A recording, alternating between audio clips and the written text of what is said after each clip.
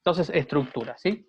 Algo que como decía, ya conocen, así que esto es un resumen resumido de estructuras, pero con todo me parece lo necesario que necesitan para entender de qué se trata, cómo funcionan, y después ya vamos a ir al código y a resolver algo con estructuras, ¿sí? Entonces, con los structs, con la palabra reservada structs, nosotros vamos a poder generar una estructura, ¿sí? ¿Qué nos permite hacer una estructura? Bueno, nos permite crear en nuestro programa un nuevo tipo de dato, y con ese tipo de dato lo que probablemente vamos a hacer es recrear una entidad en nuestra aplicación. Ahora, ¿qué sería una entidad? Una entidad es cualquier cosa real o ficticia que nosotros necesitemos representar, ¿sí? Ya sea de la vida real o de algo ficticio. Por ejemplo, un alumno es algo de la vida real. Yo puedo ver un alumno entrar a la facultad, estudiar, ¿sí? Yo lo puedo visualizar en la vida real. Y algo más abstracto, por ahí ficticia no es la palabra, sino abstracta, por ahí podría ser, no sé, una venta o una inscripción a examen. Uno no ve una inscripción a examen de forma concreta, ¿no? Es algo abstracto, pero tiene sus atributos. Una venta también. Uno puede ir y comprar algo y ahí va a haber una venta. Después no puede ver una venta caminando por la calle, o sea, no existe de forma física. Pero una venta tiene sus atributos, tiene una fecha, un importe, un cliente, eh, una lista de artículos. Entonces, eso es lo que nos permite una estructura. Nos permite, si estoy gritando es porque tengo auriculares, ¿eh? A ver, me los voy a sacar. Les decía, entonces, una entidad es cualquier cosa que nosotros vayamos a representar, lo que necesitemos, ¿sí? Por ejemplo, un alumno, en este caso, y ahí lo que definimos son atributos, ¿sí? Después lo vamos a llamar de diferentes maneras, pero básicamente son atributos, son características que tiene un alumno, ojo, en nuestro sistema, porque un alumno también tiene, no sé, altura, fecha de nacimiento, tiene un montón de otras cosas que son características del alumno, pero por ahí para nuestro sistema no son importantes. Entonces no lo vamos a representar, no lo vamos a utilizar. Entonces este alumno en nuestro sistema va a poder representar un legajo, apellido y nombres, el domicilio donde vive, la carrera en la que se anota y la nacionalidad. Una simplificación, ¿sí? De lo que representaría un alumno. Y a la derecha vemos la estructura de alumno para poder representar eso. Entonces fíjense que usamos struct y el nombre que va a tener nuestro tipo de dato. Quiere decir que después de declarar eso, vamos a tener en nuestro programa un tipo de dato que se llama alumno. Entonces, nuestro tipo de dato alumno va a contar con un legajo que es entero, un apellido que es un vector de char de 50, lo mismo el nombre, el domicilio es un vector de char de 120, la carrera también es de 50, un vector de char, y un código de país que es entero, ¿sí? Eso es lo que yo voy a contar cuando declare variables de tipo alumno, que es un tipo de dato nuevo en mi sistema que me permite crear el struct. Entonces, si el struct me permite crear un tipo de dato, con ese tipo de datos yo después voy a poder crear variables, ¿sí? Recuerden, un tipo de dato es int, bool, char, float, esos son tipos de datos. Y con structs puedo crear tipos de datos personalizados, propios. ¿Bien? Entonces, con ese ejemplo de la página anterior, yo creé un tipo de dato llamado alumno. Con un tipo de dato llamado alumno puedo crear variables simples, ¿sí? Variables simples como var, var2 y var3, arrays, como lista, que es un array de 20 alumnos, aprobados, que es un array de 15, y ausentes, que es un vector, un array de 5 alumnos. ¿Bien? Y punteros. Puntero 1, 2 y 3 son 3 punteros a alumno. Ahora, un puntero de alumno, ¿a qué variable podrá apuntar?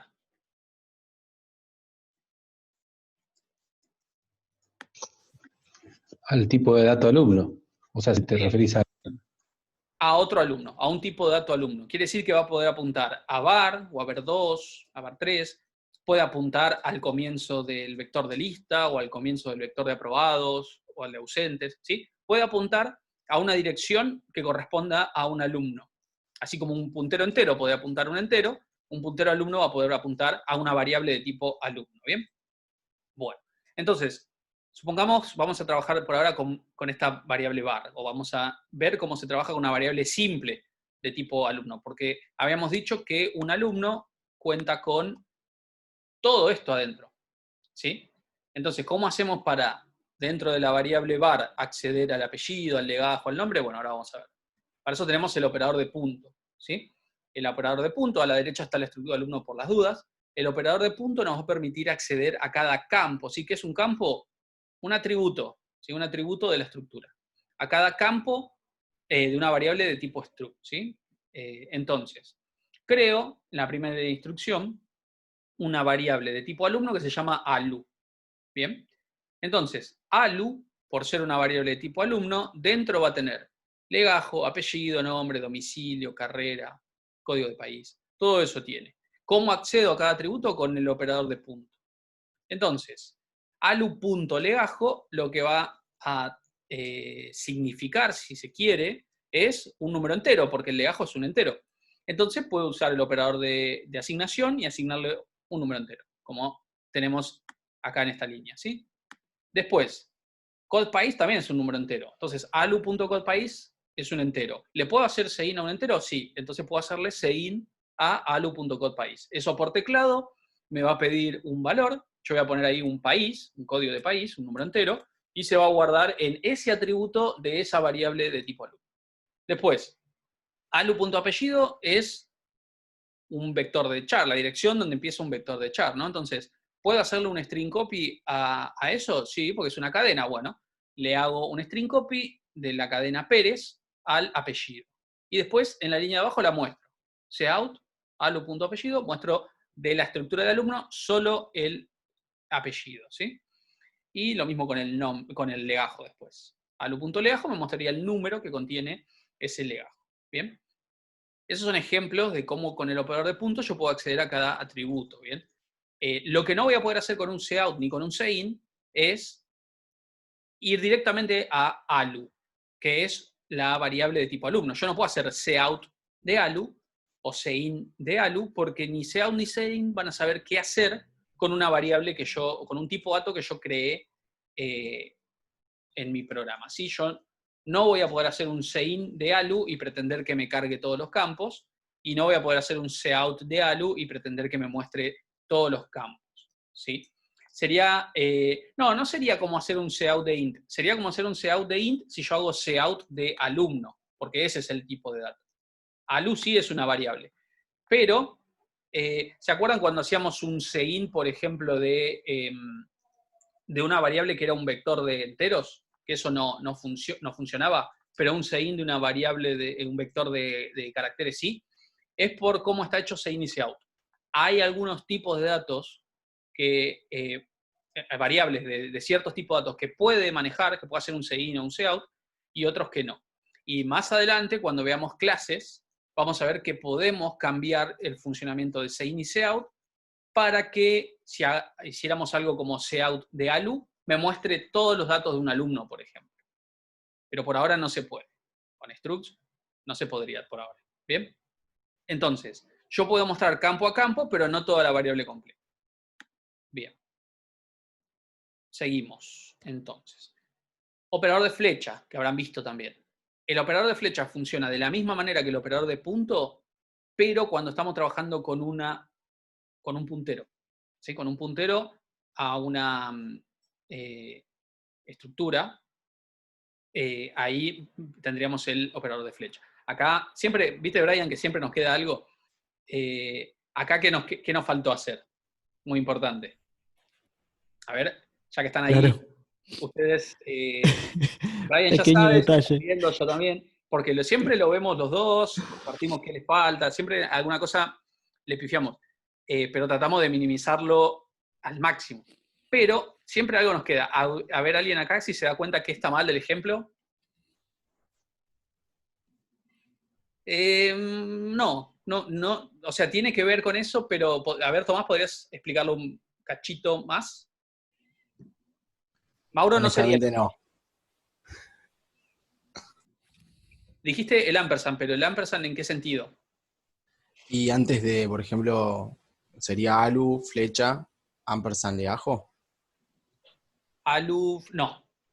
No. Ok, entonces no, ni idea. Bueno, ahí Juan dice algo importante, ¿no? Un puntero tiene que apuntar a una variable de tipo alumno, ¿no?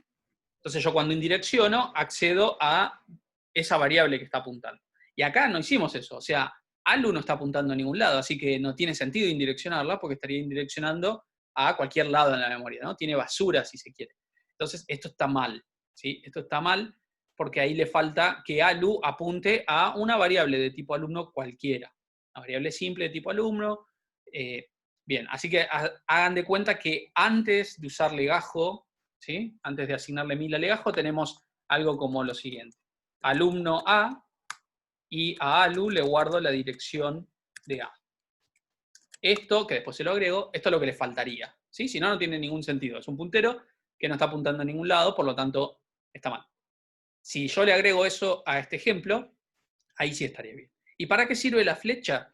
Entonces, la flecha me sirve para indireccionar el puntero y acceder al campo. Fíjense que la flecha se hace con el guión y el mayor. Entonces, alu es un puntero. Yo tengo que indireccionarlo, como vimos en la clase anterior, con el asterisco y todo ese lío.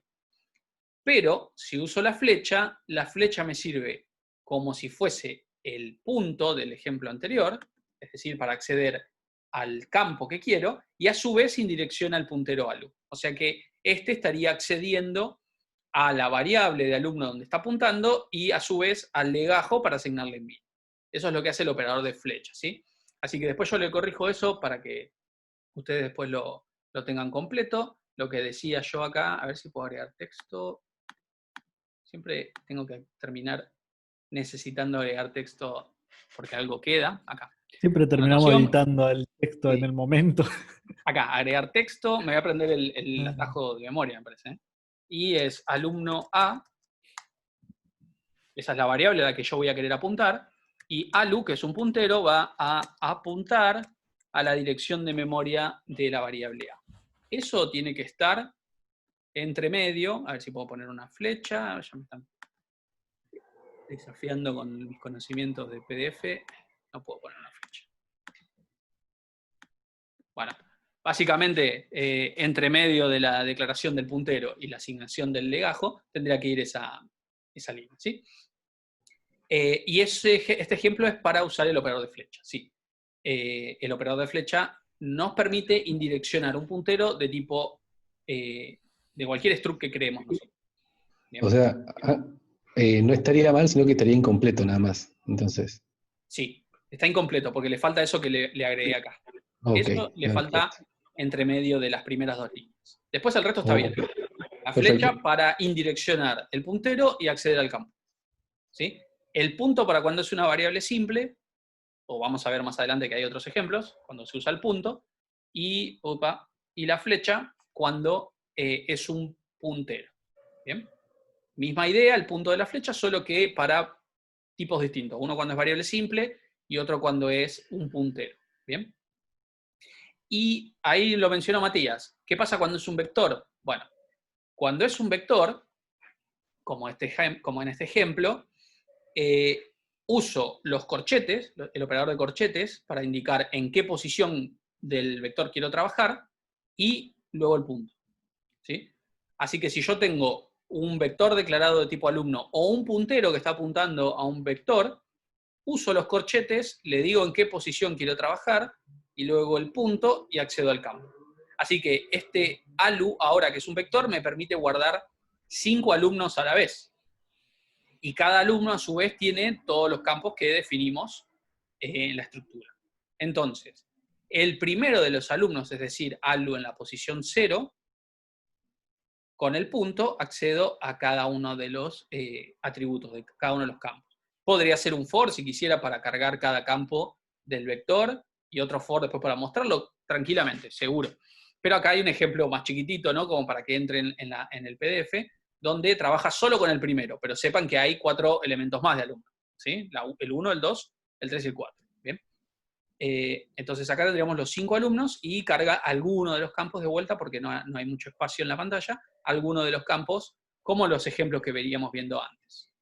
Así que ahí tenemos una demostración cuando son variables simples, se usa el punto para acceder al atributo. Cuando es un puntero, se usa la flecha. ¿Sí? Cuando es un puntero que está apuntando, por ejemplo, una variable simple, se usa la flecha.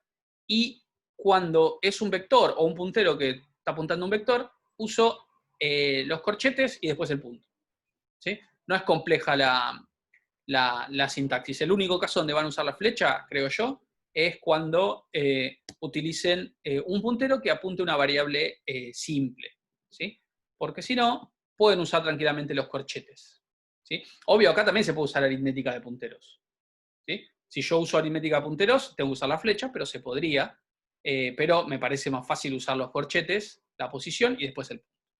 Bien, seguimos. ¿Qué otra cosa se puede hacer con tipos de datos? Declarar variables, obviamente, variables simples, variables de tipo vector, matrices, pero acá no tendría mucho sentido tener una matriz de alumnos. Se podría tranquilamente, pero no tiene tanto sentido. Y punteros. ¿Y qué más?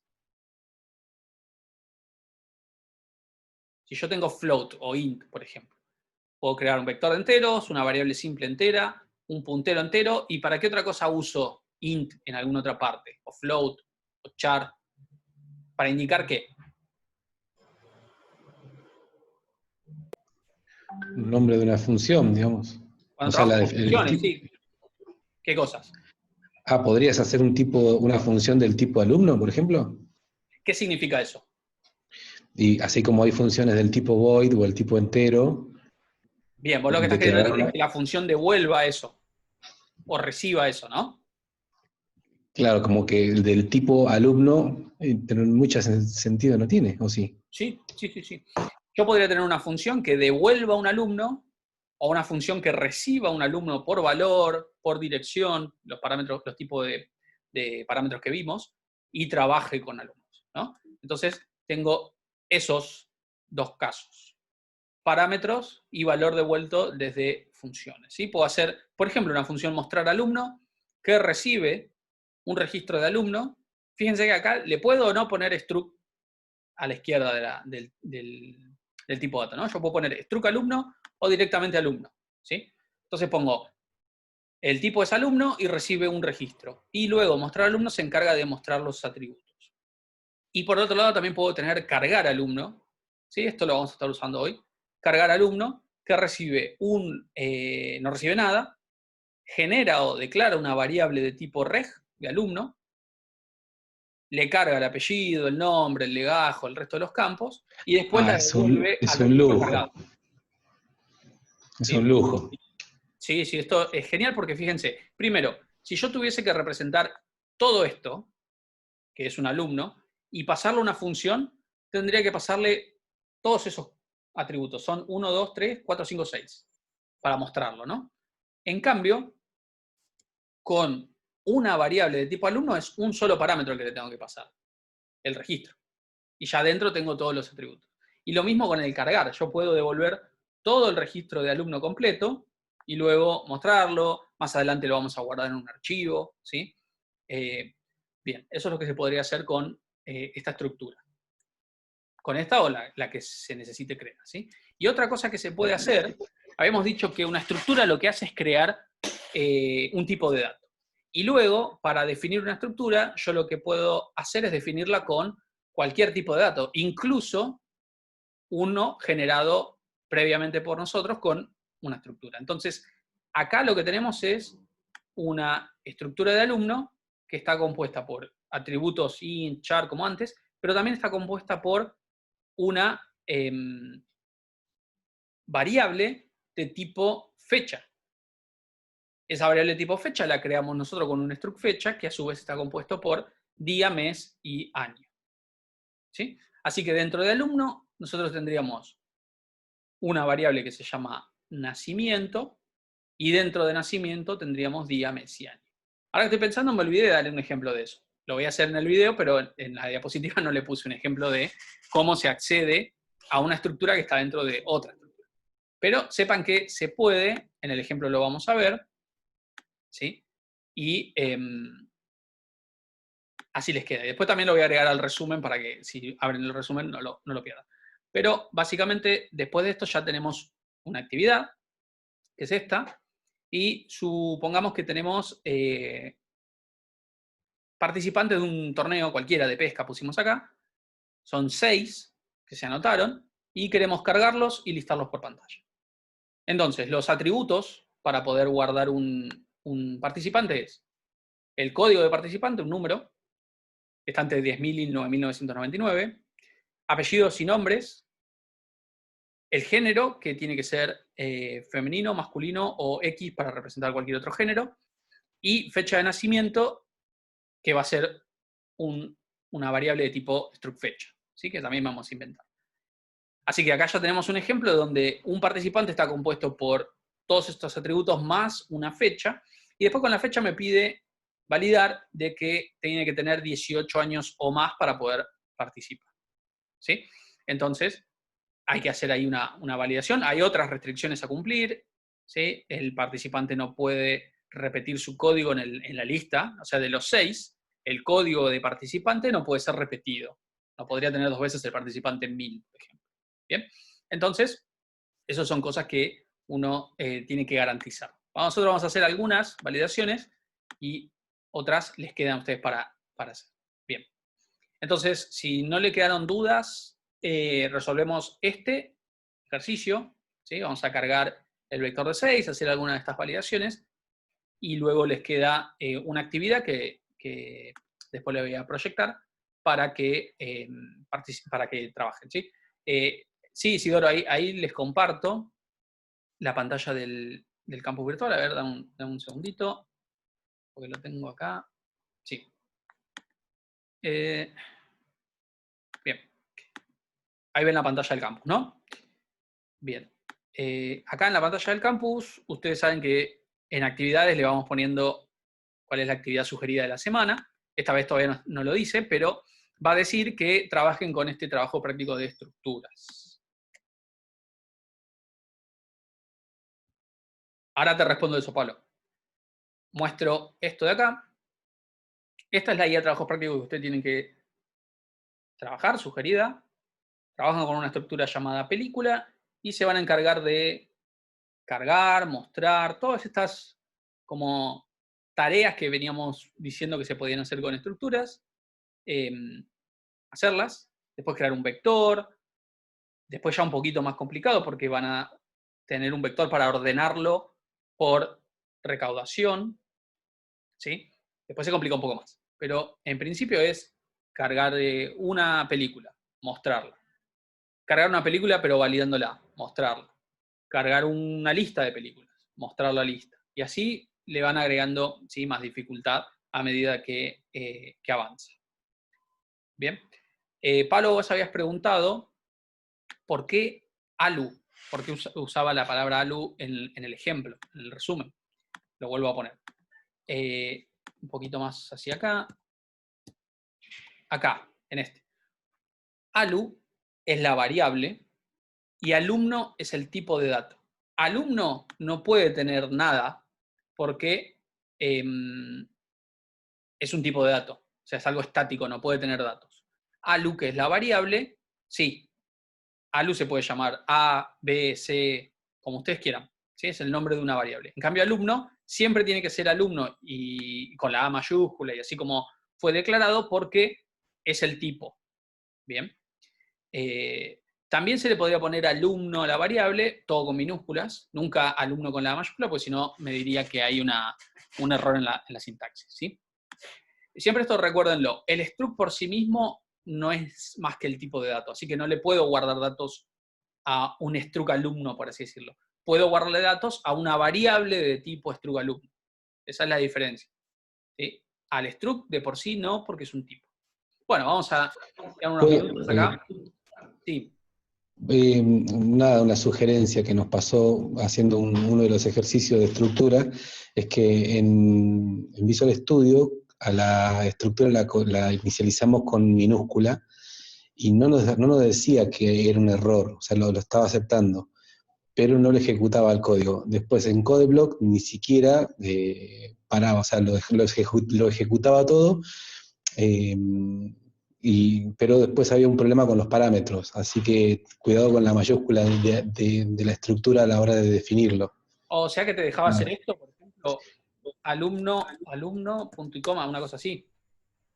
no, era la declaración de estructura, cuando lo declaramos con minúscula. O Pero sea, no hay problema con eso, ¿eh? El struct se puede declarar todo con minúsculas, si quieren. Es una convención de que la primera letra suele ser pero minúscula. en algún momento nos fallaba y tuvimos que pasarlo a mayúscula y ahí anduvo. Muy raro. Fue, Pero en general, sí, vos pero no mientras arrojaba, no arrojaba error, no arrojaba error, ese es el tema. O sea, lo loco es que no tiraba error, dependía en qué IDE lo estábamos ejecutando pero nada más. eso ahí ya no sabría decirte en Visual Studio, pero en principio no hay ningún problema. Alumno podría hacer todo en minúsculas si quieren. Acá yo les recomiendo que no, pero podría ser. Y Claro. después tienen que acordarse de que con minúscula es el tipo y no O pueden sea, declarar una variable. En CodeBlock no te chilla para nada, pero en Visual Studio no te dice que es un error, pero no te lo hace, no te funciona, es como que no No, existe, pero no te tira el error exactamente. Ojo, porque sí, si vos creás un tipo de dato que se llama alumno con mayúscula y después creas otro que se llama alumno con minúsculas, son dos tipos de datos diferentes. también, exacto. Por ahí Se pasó llaman eso. igual, pero tienen distintos caracteres. Y son dos Sí, distintos tipos. sí, claro, sí, obvio. Lo Profe, que tengo una duda.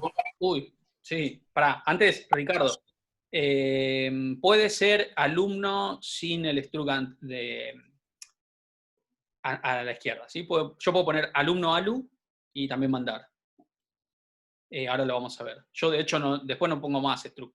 Lo pongo como para que les quede claro que es el struct alumno, pero después ya, cuando me empiezo a hacer ejemplos y programar, directamente pongo el nombre de la estructura y listo, porque también funciona, ¿sí? Eso viene de C. En C hay que Sí, poner struct. Pero acá como estamos con C++, no es claro, necesario poner struct. exacto. A la hora de declarar variables. Cuando se crea el struct, cuando uno define cómo es la estructura de un struct, cuando hace struct alumno y abre llave y piensa poner los in, los float y todo lo demás, ahí sí tiene que poner struct, porque es la palabra reservada, donde el compilador se da cuenta que lo que estás tratando de crear es una estructura y no otra cosa.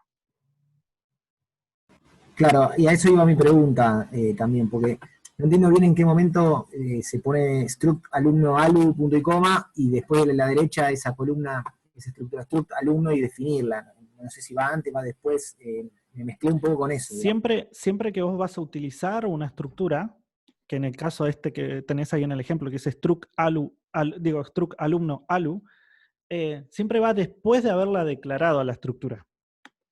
Pasa lo mismo que cuando utilizábamos funciones. Siempre las funciones las usábamos después de haber declarado la función, ya sea porque le pusimos el prototipo o porque pusimos directamente la implementación. Si no, no funciona. Entonces siempre vas a tener struct alumno, toda la estructura de alumno ahí, legajo, apellido, Claro, la todo. declaración de la estructura se llamaría eso. Claro. Eso arriba y después abajo lo que vas a utilizarlo, dentro del main o dentro de una función. Pero siempre después.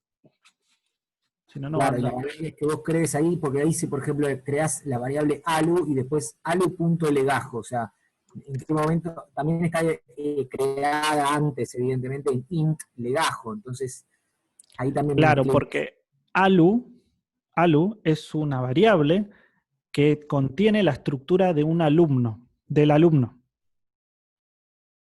Claro. Entonces, dentro de la variable vas a tener una estructura, por lo tanto va a tener la definición que tiene alumno, o sea, el legajo, el apellido, el nombre. Entonces, todo eso, al momento de crear la variable, todo eso se crea dentro de la variable, y se crea todo en un bloquecito, la memoria. ¿Ok? Por eso es que vos no tenés... Vos usás lo que querés, digamos, de eso que creaste y queda lo otro, si no lo querés usar. O sea, en ese caso el Claro, legajo. si no lo utilizás, quedaría ahí en memoria y no se utiliza. Es como crear una variable suelta ahí en la memoria que no utilizás. Eso no pasa nada.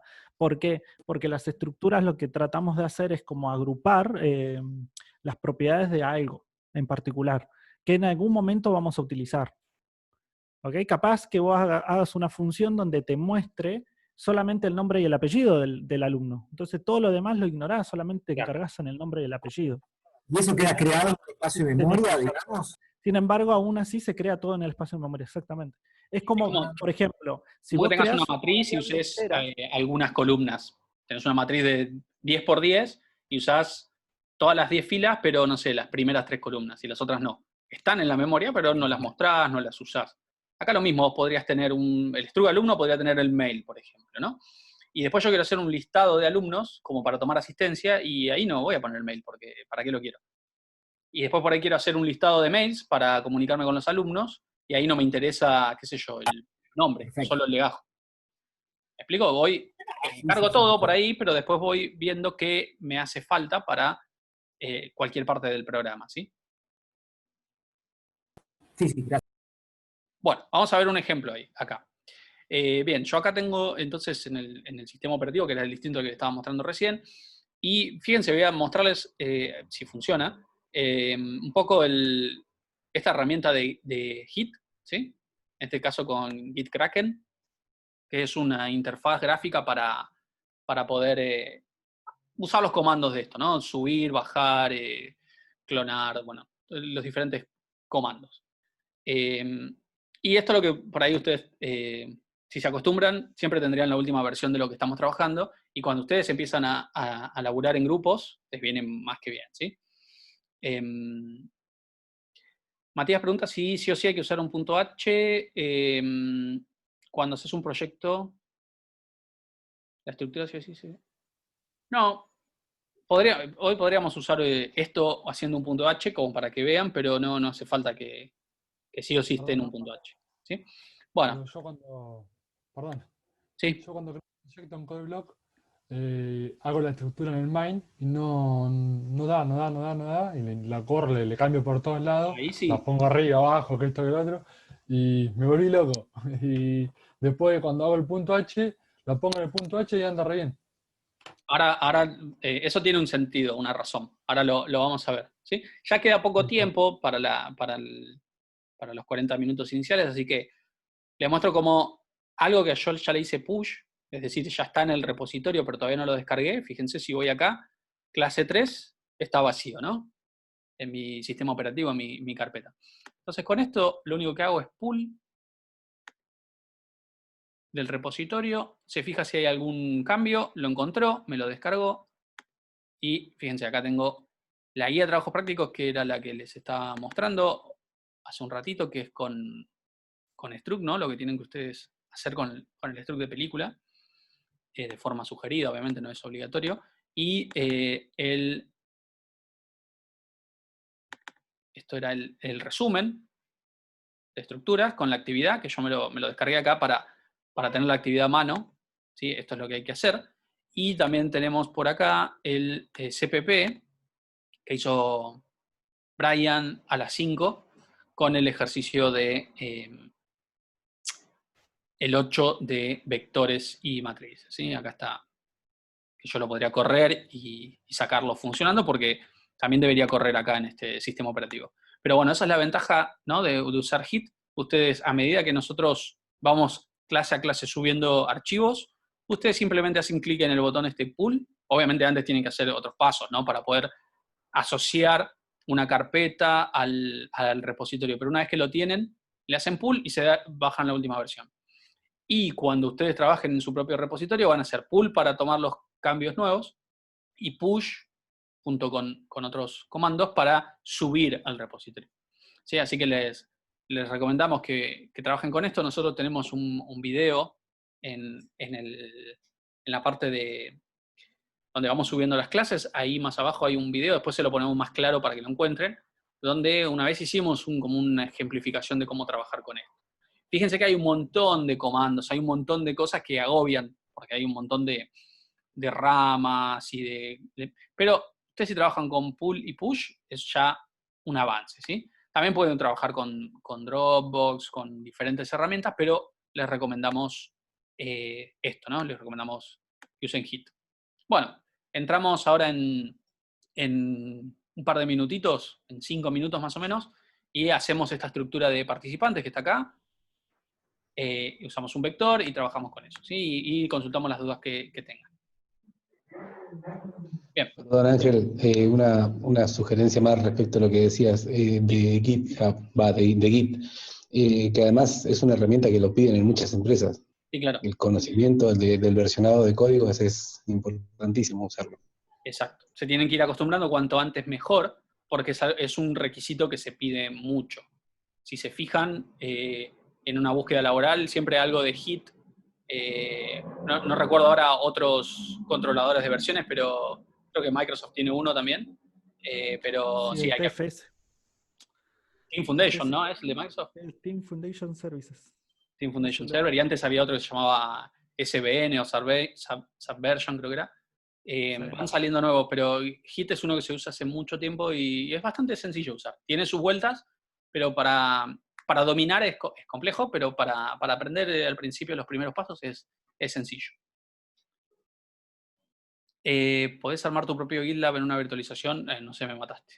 Bueno, ahora entramos de vuelta porque ya se va a cortar, ¿sí? Y seguimos.